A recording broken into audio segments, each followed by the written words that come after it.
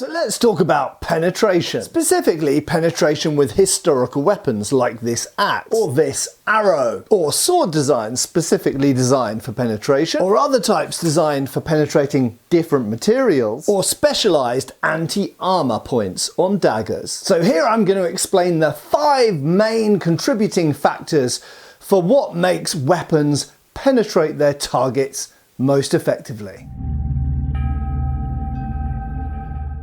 Hi folks, Matt Easton here, Schola Gladiatoria. Now today we're going to be talking about penetration, specifically what creates good or effective penetration on historical weapons. Some of them might be specialised for fighting in armour, some of them for penetrating other things, and obviously there's different types of armour as well here. We could be talking about everything from plate armour at the maximum down to things like lamellar or coated plates, mail aka chainmail, or indeed just fabric like clothing, various layers, all the way up to things like gambesons. Unlike in video games where a hit has some kind of effect on the opponent's energy bar, the fact is in real life, in the real world, historical weapons had to contend with various materials that they might be impacting on or into or trying to pass through. Everything from clothes all the way up to plate armour.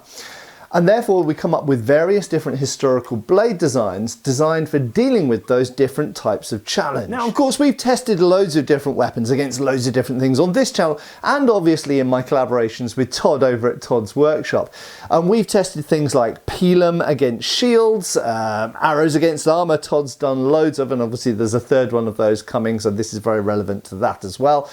Todd and I have done daggers against armour, we've done various types of poleaxe, so on and so forth. And the fact is that different weapons are designed in different ways to deal with different targets. Clearly the type of arrowhead that you evolve for fighting against largely plated or mailed opponents in the late medieval period is not necessarily the type of arrowhead that you would have used in the Stone Age, the Bronze Age, or indeed in the earlier medieval period where people were wearing less armour. And the type of dagger point that you design for penetrating through chainmail, for example, is not exactly the same type of point that you might use for just getting through clothing, or indeed perhaps even for dealing with plate armoured or lamellar covered opponents. So what I'm intending to do here is give you a framework for analysing what weapons will be effective against what targets. So what we're going to look at now are the 5 main reasons, outlined by me anyway, maybe you can think of more, but I think these are the 5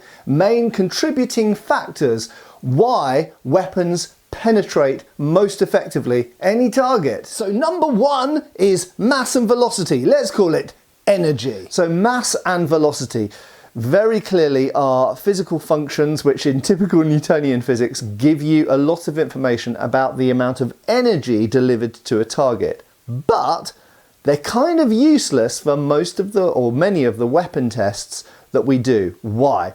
Well, for the first part, mass and velocity can't really be changed very much for hand weapons, okay? So when you strike something, whether it's a punching motion or whether it's a swinging motion, the fact is that you can't really increase the mass and velocity by very much. Yes, okay, the weapon can be made a bit heavier, but you still have to be able to use it as a weapon. It still has to be something which you're able to maneuver around, defend yourself with, carry, wear, and use in your hand. So you can't make swords that are hugely heavy because they still have to be used as swords. So mass, you can't really change very much, except for projectiles. We'll get to projectiles in a second. Equally, velocity. There is only a given speed at which you can actually move, whether it's a thrust or a cut, your weapon. Okay, so mass and velocity are really important when we come to projectiles in the modern world where we're being powered by things like gunpowder and stuff like that. But they aren't very applicable to hand weapons. So, missiles in the historical world. Well, again, we can only increase the mass of an arrow or a crossbow bolt, or in some cases even bullets on early firearms. You can only increase the mass to a certain point. So yes, mass has an effect, but arrows are within a similar ballpark. Yes, there are light arrows shot from Turkish recurve bows, there are heavy arrows shot from longbows or crossbows, but fundamentally they're all pretty light.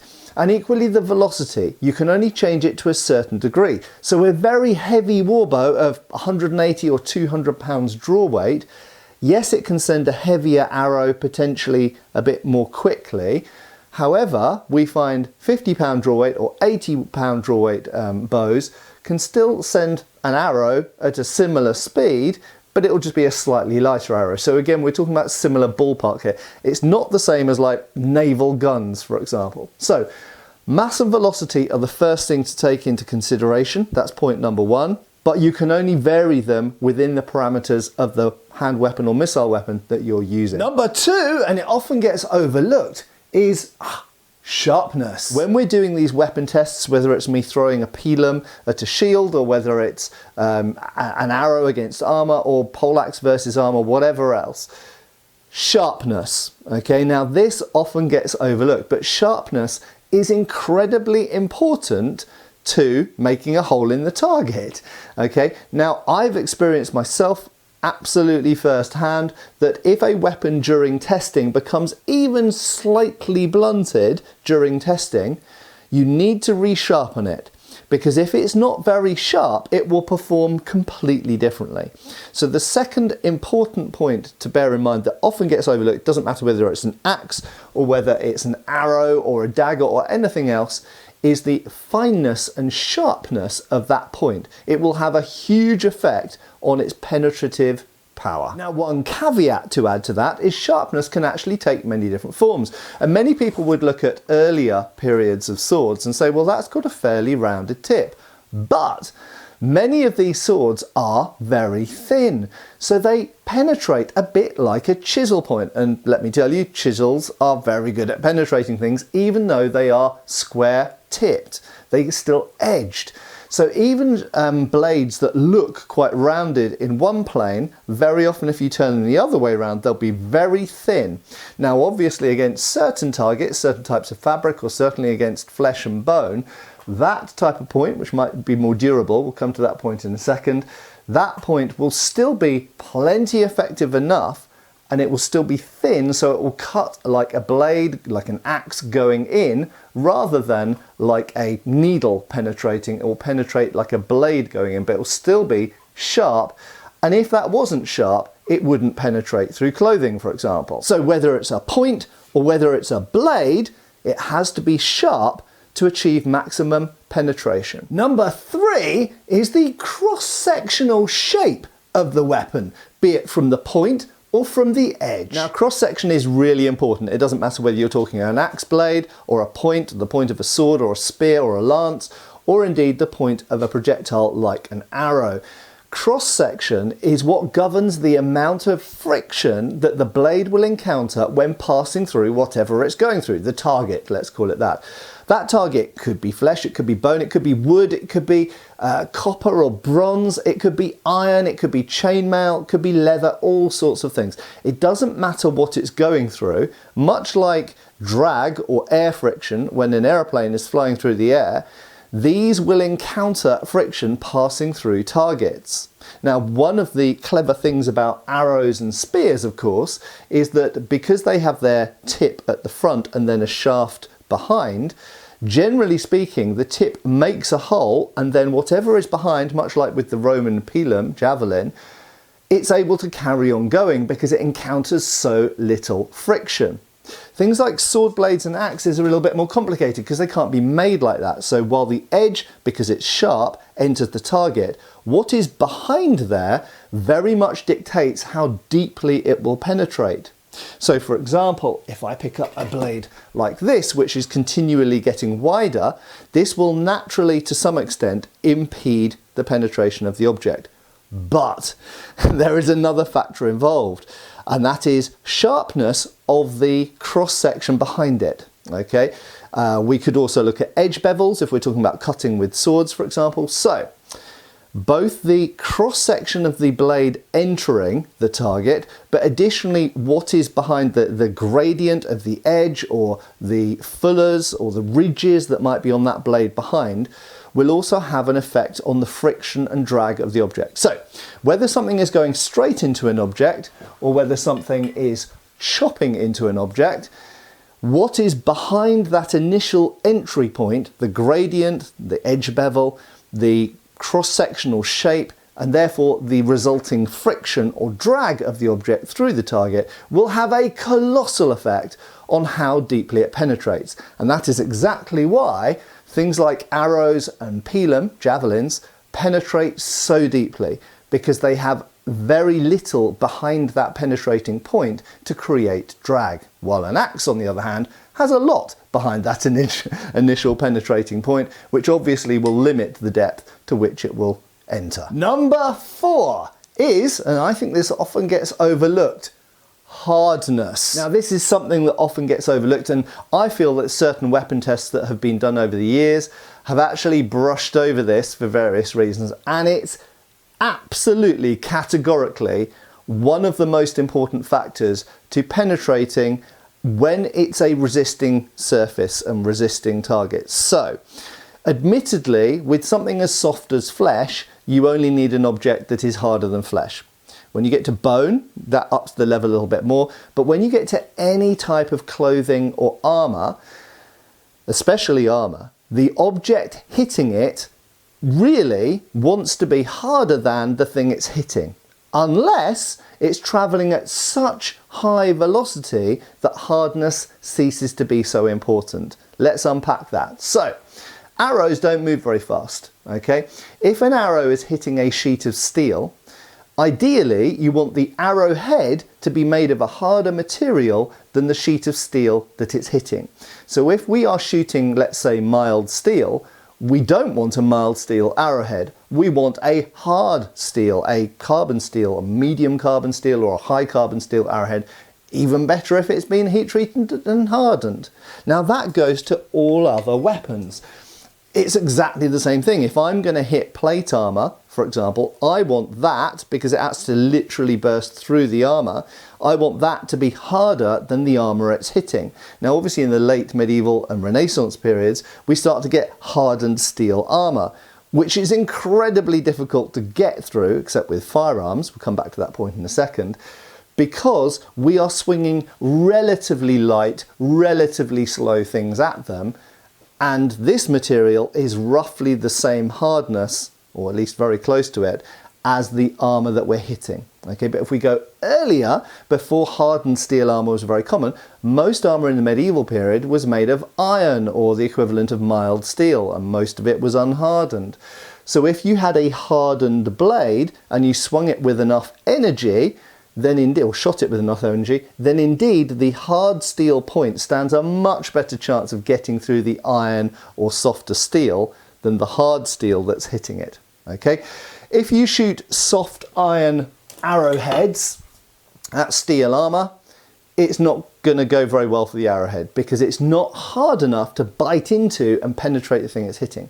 Now, when we come to something like chainmail, it's a slightly different relationship, because there's lots of holes. So the arrowhead will always find a hole, but at the point it finds a hole and has to cut through or burst through that ring, as well as the energy which would create bursting, the edges here, and we come down to sharpness again, the edges here need to shear through the iron rings of the mail. So ideally you want the arrowhead to be made of steel with sharp edges, because just like anybody using some shears or some pliers, you will know that a hard steel edge cuts iron more easily. And my 5th and final very important factor behind the successfulness of penetration of various medieval and other historical weapons, and this often gets overlooked, I think, durability. So there are two main things at play here. Number one, if you have a hard, sharp, penetrating point or edge, penetrating whatever the target is, clearly you want it to not only be hard and sharp, but you don't want it to be like a piece of glass which breaks on impact. You want it to be tough. Okay, it has to be durable. Why? Because you want it to survive that impact and carry on penetrating. So, if I was to take a very sharp and hard piece of glass and smash it into a steel helmet, we wouldn't expect it to go through the steel helmet, because it's not tough, it's not durable, it's brittle. However, a steel blade like this, if I'm smashing this into a piece of iron, if my blade is both sharp and harder than the thing it's hitting, and it's tougher than the piece of iron, because as it goes through the iron it won't break, then all of the energy, all of the potential that this weapon has for delivering damage to the target is going to be realized. If it breaks at any point during that impact, then that energy is lost. It's going to stop penetrating the target. Okay, that energy just goes elsewhere into sound, noise, friction, and flying off over there somewhere. So durability can take many different forms, but for an axe, for example, for one example here, we want it to be well attached between the weapon head and the shaft. We want the tips and the edge to be hard. We don't want them to break or deform or bend on impact. We want them to stay the same shape as they were before so they can carry on penetrating the thing they're hitting. We also want the shaft to be made of good strong wood, because as anybody who knows who's chopped anything and had an axe break on them, the minute that your axe breaks, it doesn't do much damage to the tree that you're trying to chop down anymore because it's now broken. But also even that initial hit, as it breaks, most of that energy is lost to the breaking and the energy goes off elsewhere. When we get to something like an arrow, there are many parts of this which can break. Arrows are incredibly fragile. It would only take a small amount, despite this fact this is a beautiful arrow made by Will Sherman, so I won't do it, but it would only take a small amount of force for me to snap this, okay? So the entire thin wooden shaft is relatively fragile for a weapon. But additionally, we've got a socket here. Now, the strength of that socket and the fact that that socket should stay together and not break is very important to the penetration of the point. As soon as this hits the target, I don't want it to break anywhere behind. Even if the head is hard, clearly I want the point to stay intact and not break, because we want that to penetrate through. We want the edges to be tough because we want the edges to cut their way through. But we also want that socket to be strong, because if the socket breaks, the energy's all lost. And we want the shaft to be strong also, because as soon as that breaks, it will stop penetrating the target. So to make an arrow that is strong enough to hit hard targets like plate armor, you want a thick shaft that is thickened towards the front, okay, so tapered, very thick at the front, so it's less likely to break up here, which is where arrows tend to break. So nice and thick at the front, massive great thick socket that is well enclosed so it can't splay open or snap off, a good strong neck here, hard edges, and a hard tip. And it doesn't matter whether we're talking about hand weapons or missile weapons here, certainly pre-firearm. Now I did just very briefly, because this isn't a firearms channel in general, but the reason that firearms sometimes go against some of these and why mass and velocity starts to become more important is because they're so fast moving, okay? They're moving at the speed of a bullet, literally, okay? That is very different to arrows, crossbow bolts, sling bolts, trebuchet rocks, and indeed any hand weapons, because these are all, relatively speaking, much slower objects. So, to revise, main points that dictate whether something is going to penetrate successfully or not. First, mass and velocity, in other words, energy, okay? The energy of the thing arriving at target. The next one is sharpness. This often gets overlooked. You need a sharp edge or a sharp point to maximize your chances of penetrating the target. Next up is the cross-section of the thing which is entering the target, because once that tip or edge has created an opening, something has to pass through the opening. So the shape, the edge bevel, or the shape of the shaft, the size of the socket, these sorts of things, the fullers, make a huge difference to the successfulness, or rather the degree of penetration on the target. Next is hardness, okay? Your edges and points need to be as hard as possible to ensure that they don't blunten or reduce the penetration of the target. And lastly, durability. If whatever you're hitting with breaks, bluntens, bends during hitting or penetrating the target, then all of that energy is going to be lost. Right, I hope this has been useful. Are there any points, do you think, that I didn't cover in enough depth, or indeed any that I completely neglected? Interested, as always, to see your comments, observations and feedback down below. Thanks a lot for watching. Please make sure that you're subscribed. At least half of you, maybe 60% of you, aren't subscribed to this channel, even though you're watching regularly. So please click that subscribe button. It really helps get this information out there to more interested people who might not know about the channel yet. Anyway, I have been Matt Easton. I will continue to be, and I hope I'll see you back on the channel really soon. Cheers, folks. Thanks for watching. We've got extra videos on Patreon. Please give our Facebook a like and subscribe if you haven't already. Cheers, folks.